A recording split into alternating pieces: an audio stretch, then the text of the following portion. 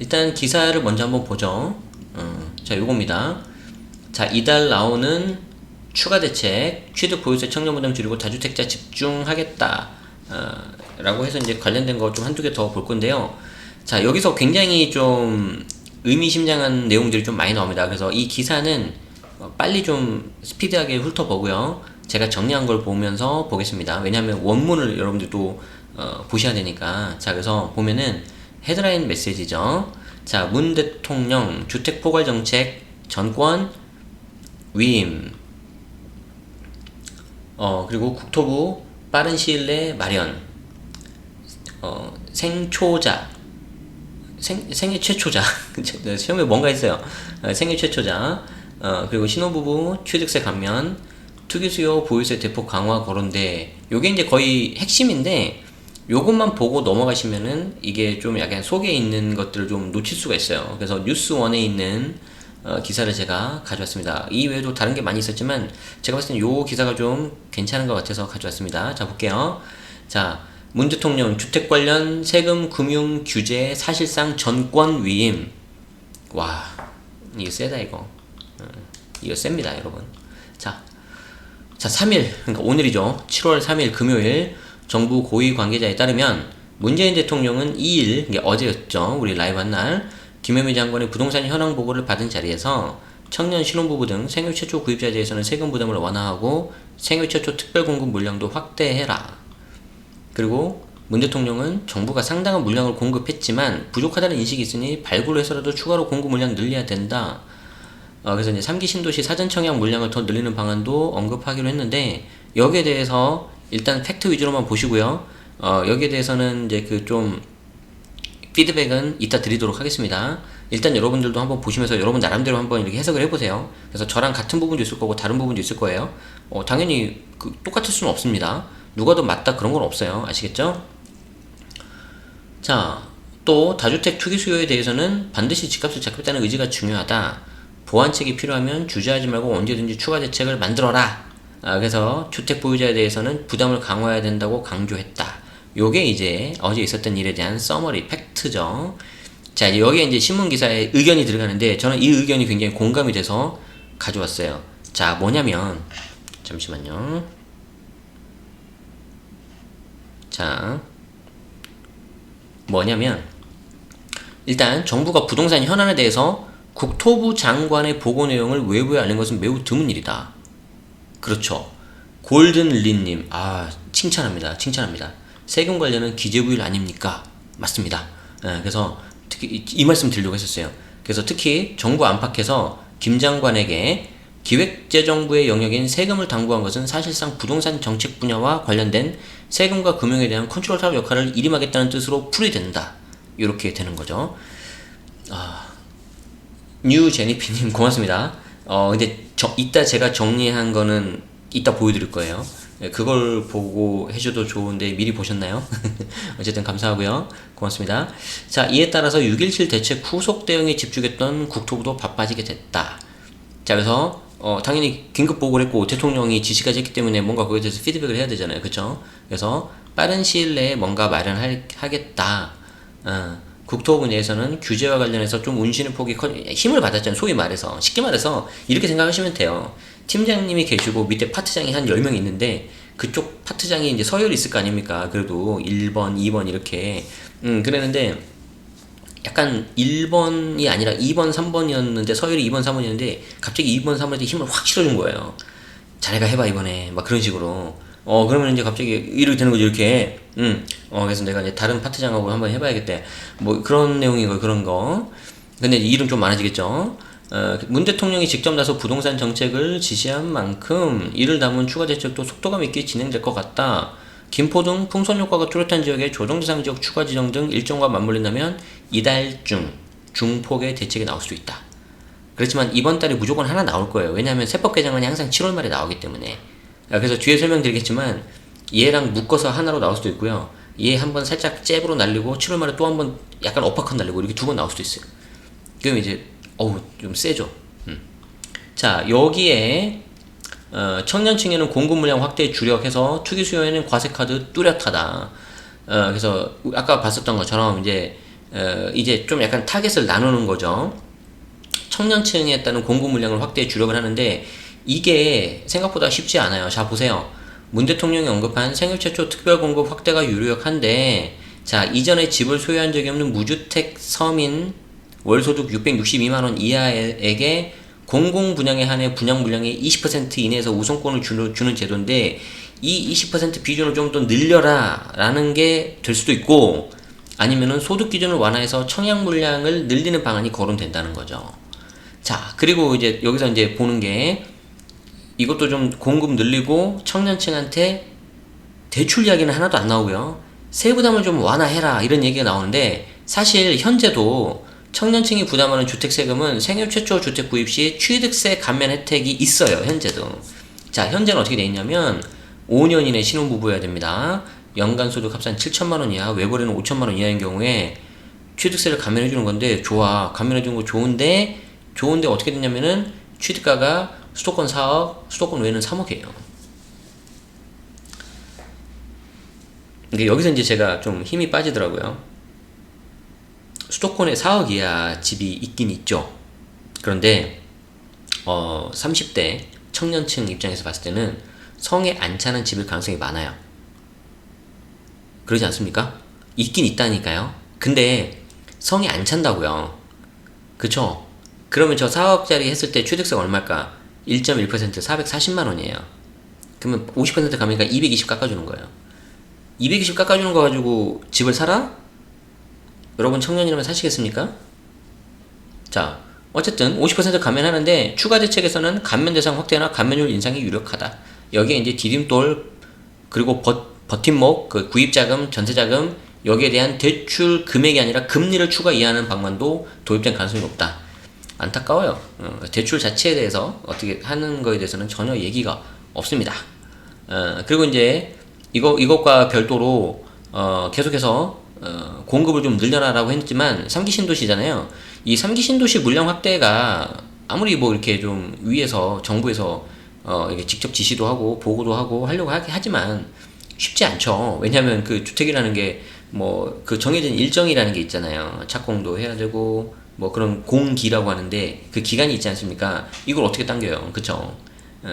그래서 이제 이거를 게다가 4분의 1을 사전 청약으로 내놓은 상황이라서 여기에서 또 추가로 하는 거는 좀 그 시간이 걸릴 것 같은 걸로 보이고, 더 중요한 거는 3기 신도시 좀 외곽에 있는 거 말고 서울 중심지에 있는 게 좀 있어야 되는데, 그거 기껏 해봤자 뭐 용산역 차량 정비창 부지 8천 가구, 그리고 22년까지 약속한 7만 가구, 이 22년까지는 전부 다 해서 잘 됐을 때 7만 가구란 거죠. 근데 서울은 보통 전문가들이 해석하기에는 1년에 해마다 4만에서 5만 정도는 필요하다고 보거든요. 네. 그리고 이제 상대적으로 짧게 나왔어요. 또 다른 주문사항이 다주택자 투기 수요의 부담 확대가 있는데, 이게 이제 보유세 인상으로 이어질 가능성이 크다가 있는데요. 지금 어마무시합니다. 최대 4%의 종부세 개정안이 올해 통과가 될 건데, 이번에 통과시키면서 4% 플러스 알파로 갈 수도 있다. 왜 그러냐면 아까 보셨잖아요.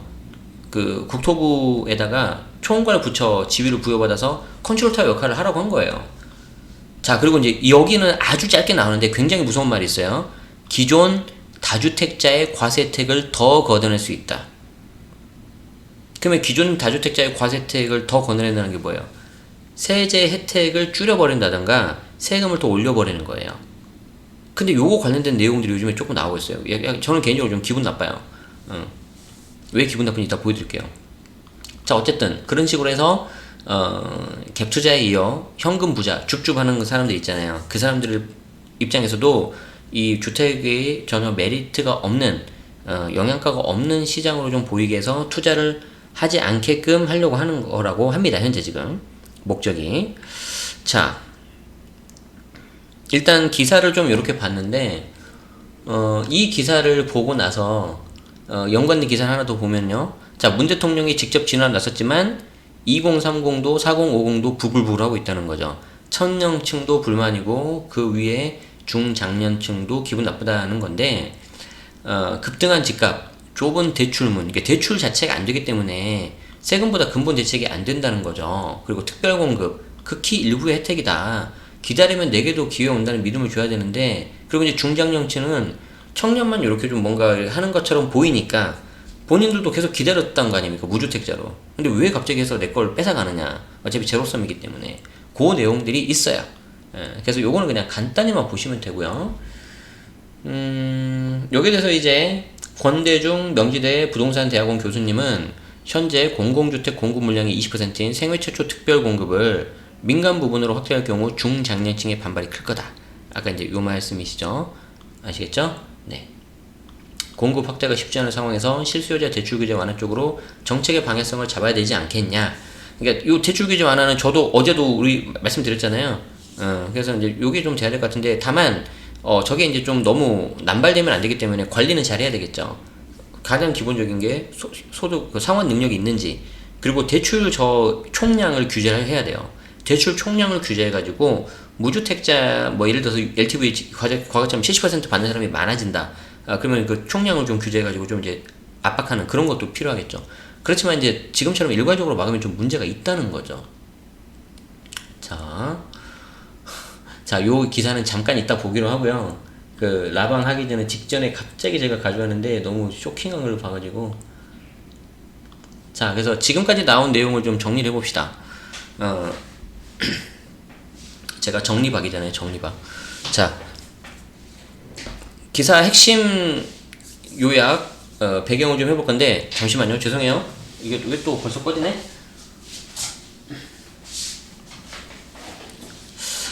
위워크 측에 좀 말을 해야 될 것 같은데. 얘들 건물 전체를 통으로 관리해서 이게 잘 안 될 거예요. 자, 기사 핵심 요약을 좀 잠깐 말씀드릴 건데, 일단 배경.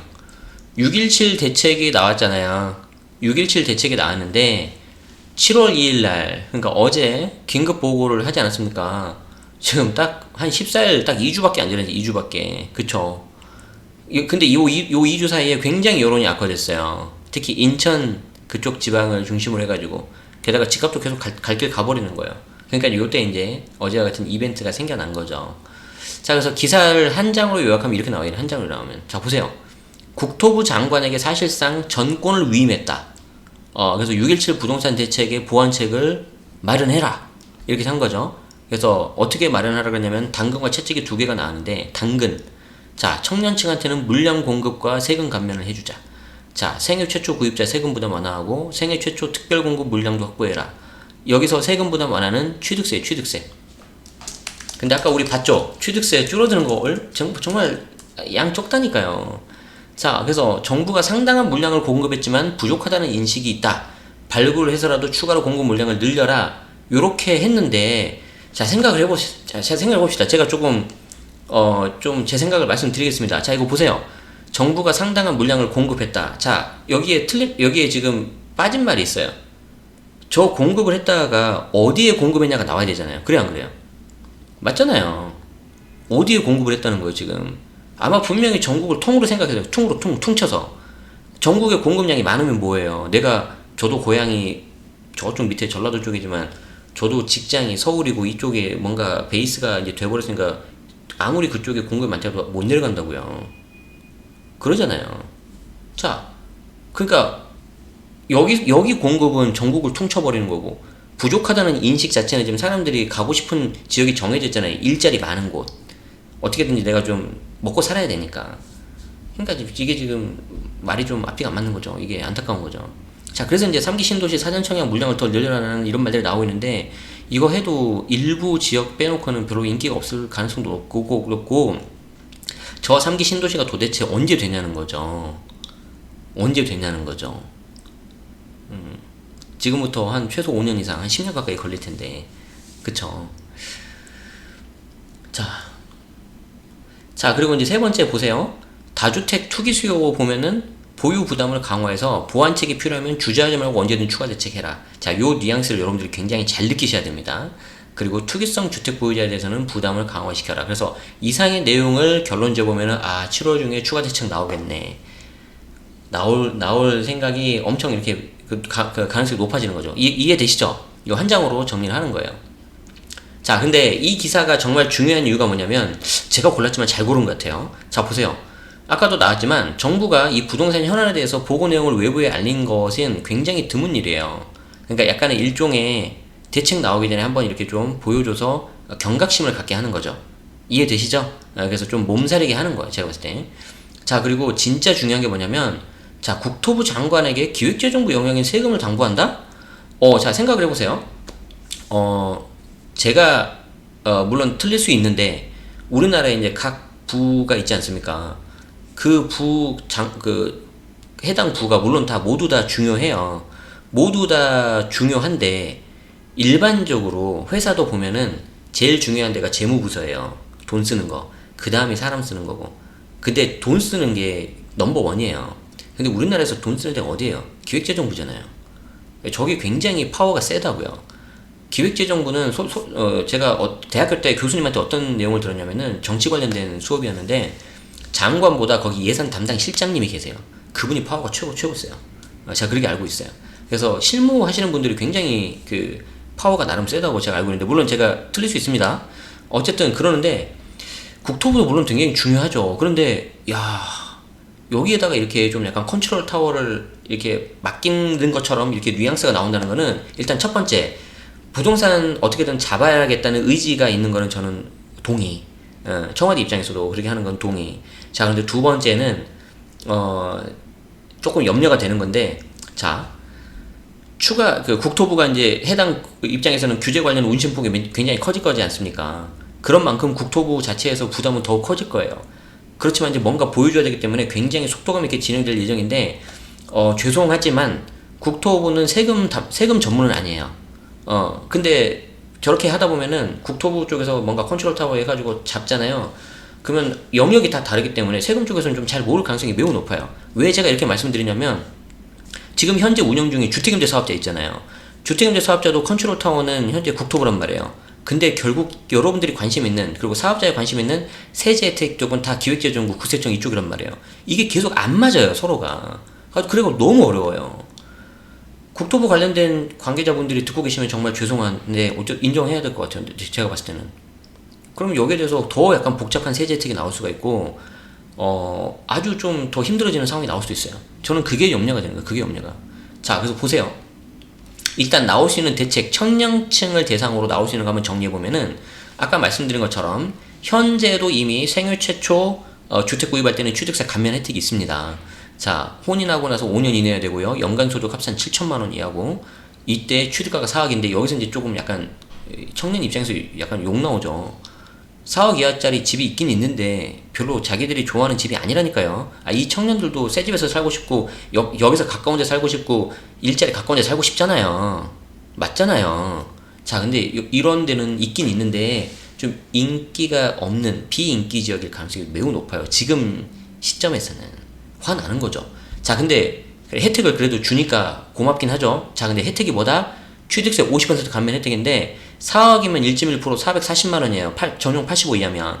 그거에 50%가 220만 원. 3억이면은 330이니까 165.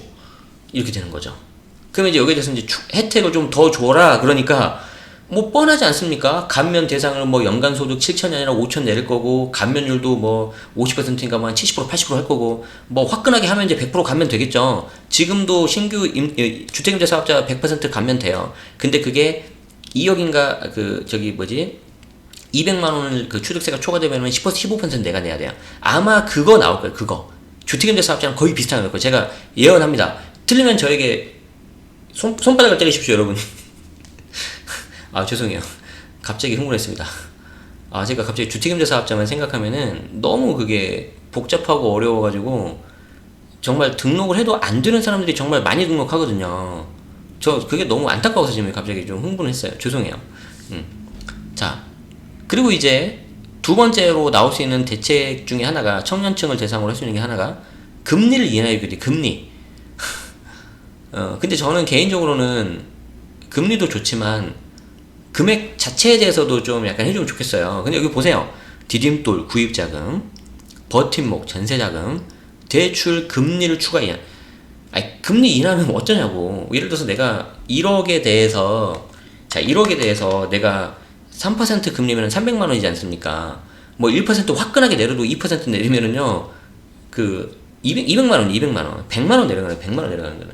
네. 그 저기 욕 좀 하지 마세요. 자, 욕은 하지 마시고요. 자, 그리고 그 다음에 나올 수 있는 대책이 이제 공급 관련된 그건데 3기 신도시 이제 물량이 확대하겠다. 근데 이거 그 마음은 제가 아는데 일정을 앞당기거나 그런 거 거의 불가능하죠. 힘들죠. 그렇다고 부실공사를 할 수는 없잖아요. 그죠? 요즘에 어떤 세상인데.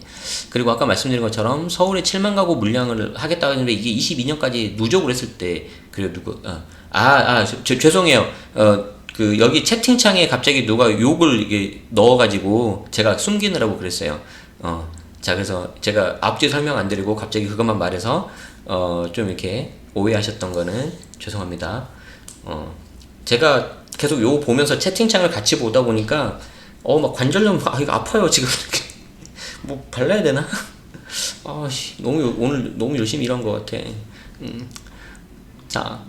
자, 그리고 이제 또 하나 나올 수 있는 대책이 이제 투기 수요 부담을 확대해가지고 저는 걱정되는 것 중에 하나가 지금 종부세 최고 세율이 3.2인데 이걸 4%로 올리는 게 이번에 그 개정안에 통과돼서 나올 예정인데 지금 컨트롤 타워가 국토부잖아요.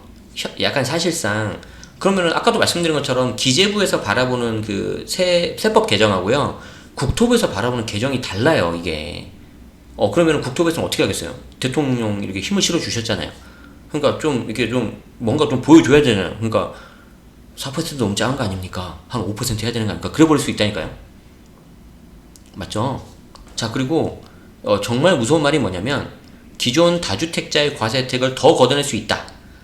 양도세 중과세율을 더 올리는 거. 그러니까 현재 지금 양도세 중과세율이 최고 20%가 더 붙거든요. 그러면 최고 42% 세율에다가 20%가 더 붙으면 62가 돼요.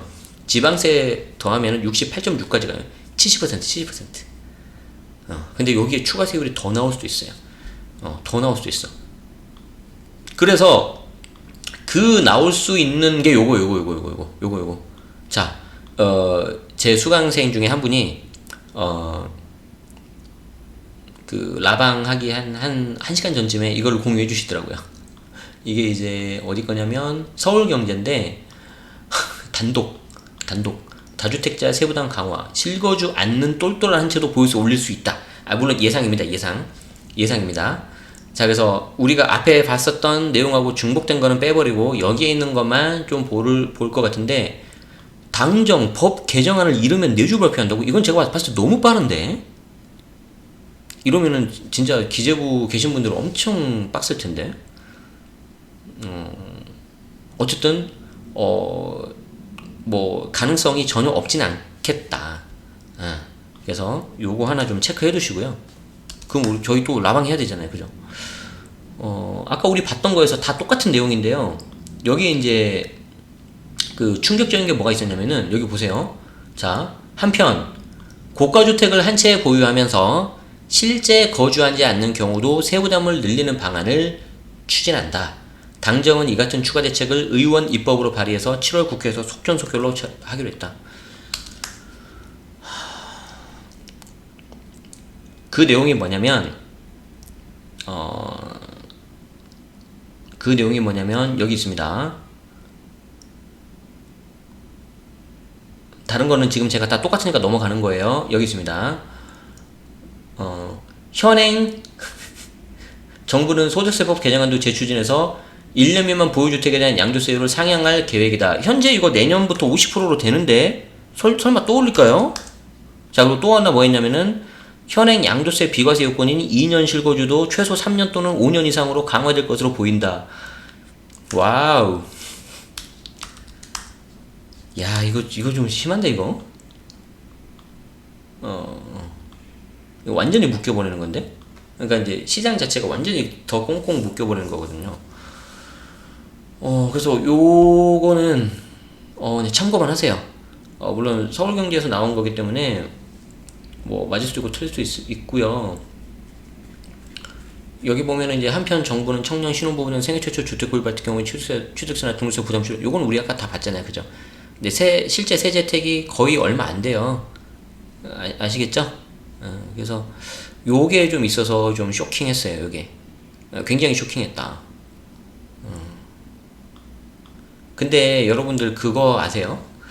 그 부동산과 연관된 그게 굉장히 많아요.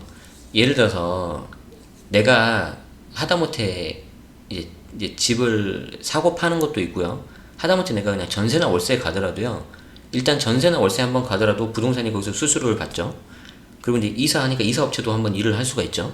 그리고 이제 뭐 하다못해 뭐 도배라도 한번 할 수 있는 거 아닙니까? 뭐 실크는 못하고 광폭 합지라도 개나리 합지 있잖아요. 개나리 합지가 되게 가성비가 좋은데 이제 어쨌든 그런 거 한번 하면 그래도 그거 관련돼서 좀 그러니까 뭔가 좀 약간 좀 거래가 되면서 돈이라는 게 왔다 갔다 하는 거잖아요. 근데 우리 지금 뭐 갑자기 드는 생각이 우리 재난지원금 받았는데 저도 지금 좀 남았거든요. 근데 쓸 데가 없어요. 생각보다. 맨 먹는 거밖에 없고요. 그나마 쓸만한 게 쓰고 할 수 있는 내구성 있는 게 안경이라면서요. 그리고 관련 안경 테마주가 엄청 올랐다는 거 아닙니까? 주식에서. 자, 그런데 계속 만약에 이런 식으로 규제가 되면 어떻게 될까? 그냥 제 개인적인 생각이에요. 그냥 제 개인적인 생각입니다. 참고만 하세요. 참고만. 과세 체계는 더욱 복잡해진다. 과세 체계는 더욱 복잡해진다. 왜 그러냐면 국토부 관계자분들한테 죄송하지만 이게 전문 영역이라는 게 있어요. 기획재정부에서 계속 그 역할을 해왔는데 세제 관련해서는 물론 이제 국토부에서 이제 뭔가 하나로 통일해가지고 그걸 이제 잘 시너지를 내면 좋겠지만 지금 굉장히 좀 다급하게 하고 시간이 좀 촉박하게 나올 가능성이 높잖아요. 그러면은 충분한 검토가 안 될 수 있어요. 그리고 약간 좀 뭔가 그 시장에 강한 시그널을 주기 위해서 뭔가 좀 세게 뭔가 나올 수가 있다는 거죠. 그러면은 이 과세 체계가 더더욱 복잡해질 수가 있는데 우리 소득세법 과세 체계는요 굉장히 지저분해요. 제가 그 세무사 회계사분들은 다 아시겠지만 특히 우리나라에 3법이 있는데 법인세, 소득세, 부가가치세 이렇게 세 개가 있는데 이 세 개 중에서 굉장히 지저분한 과세 체계가 제일 지저분한 게 소득세. 왜냐하면 열거주의라 그러거든요. 그런데 부가가치세, 특히 부가가치세는 아주 깔끔합니다. 과세 논리 체계가. 그 말은 무슨 말이냐면은 뭐죠? 그 탈세할 그게 진짜 적다는 거예요. 법인세도 마찬가지고. 그런데 소득세는 이렇게 뭔가 구멍이 나면 그쪽으로 한번 빠져나가면 세금 안 내고요. 그럼 뒤에 막고 약간 그런 거거든요. 그렇게 될 가능성이 높아져요. 그러면. 그러니까 지금 우리 굉장히 막 약간 많이 지저분해졌잖아요. 세무사님들 막 힘들어하시고 이걸 나중에 푸는 것도 쉽지 않아요. 대표적인 게 현재 주택임대사업자 제도예요. 제가 늘 말씀드리지만 그렇게 제가 말씀드렸어요. 수도권에 있는 경우에 제발 그 기준시가 6억 넘는 거 등록하지 마시라고. 세제 혜택이 거의 없으니까. 수도권에는 3억이고. 근데 그 막 등록을 하세요. 2020년 1분기 데이터를 보면은 무려 10%가 6억이 초과됐어요. 국토교통부 자료 거기에 있습니다. 자, 그리고 세법 개정안은 더 빨리 나올 것 같아요. 아까 나왔죠. 다음 주에 잘하면 나올 수 있다. 그래서 7월 달에 이 세법 개정안하고 국토부에서 마련한 대책이 아마 하나로 나올 것 같은데 제가 만약에 국토교통부 담당자면 전 2번 냅니다. 국토교통부 주관에서 하나 내고요. 세법 개정안 또 하나 내고요. 2번 냅니다. 저는 2번 내야 더 효과가 크거든요. 자, 그리고 여기서 절대 끝나지 않죠. 그래서 예를 들어서 제가 아까 말씀드린 것처럼 7월에 규제 1 그리고 7월에 규제 2 이런 식으로 나올 수도 있고요. 이후에도 계속 나올 거고 규제 지역도 더욱 확대될 거예요. 이유는 저렇게 해서 다 묶어버려야 되거든요. 저렇게 해서 다 묶어야 돼요. 그래서 제 개인적인 생각이니까 말씀드릴게요. 저렇게 해서 다 묶었을 때 뭐 임대인, 임차인 막 움직이기가 힘들죠. 그러면은 집을 가지고 있는 사람 입장에서는 아까 1주택자도 뭔가 보유세를 강화하겠다 그런 기사가 나왔었잖아요. 서울경제에서. 맞을지 틀릴지 모르겠지만 자, 그러면 어떻게 됩니까? 집을 가지고 있는 사람들은 이제 계속해서 세금을 더 이제 많이 내야 되겠죠. 그 중에 이제 못 버틴 사람들이 물건을 던질 거예요. 그 물건을 누가 받아줄까? 무주택자가 받아줄까요? 대출이 안 나오는데 못 받아요. 그리고 무주택자들은 그냥 일단 모르니까 있으니까 전세나 살자. 하지만 전세가 점점 없어졌겠죠. 지금 전세 굉장히 오르고 있기 때문에 그래서 전세가 없어져서 월세로 많이 가셔야 될 거고 월세 그리고 이제 전세도 2주택자도 과세한다고 하잖아요. 그러면 아까 말씀드린 것처럼 또 저 주택 보유자들은 세금 더 많이 내야 되죠. 그래서 임차인들은 전세 상승분 혹은 월세로 집주인한테 그걸 줘야 되고, 집을 갖고 있는 사람들은 그걸 가지고 위에 계속 세금을 낼 거예요. 이해되시죠? 그 그림이 이렇게 될 것 같아요. 그렇습니다. 뭐 틀릴 수 있습니다. 근데 틀렸으면 좋겠어요, 제 생각에. 그래서 여러분들은 어떻게 대응하실 계획이신가요? 요걸 좀 생각을 하셔야 돼요. 어떻게 대응하실 계획이신지. 각자 여러분 상황이 다 다르잖아요, 그죠? 그렇기 때문에 좀 생각을 하셔야 될 필요가 있습니다. 네. 조금 분위기가 많이 그 침울해졌네. 일부러 그렇게 하려는 거는 아니었는데, 예, 일부러 그런 건 아니었는데, 제가 좀 이거 기사 분석을 하다 보니까 그런 생각이 들어서 했고요. 자, 그러면은 앞으로는 좀 어떻게 될 거냐? 앞으로는 어떻게 될 거냐는 요 두 번째 기사를 보면은 약간 힌트를 얻을 수가 있을 것 같아요. 힌트를 좀 얻을 수 있을 것 같다. 그래서 요 두 번째 기사는요, 우리가 한 3분만, 5분만 쉽시다. 5분만.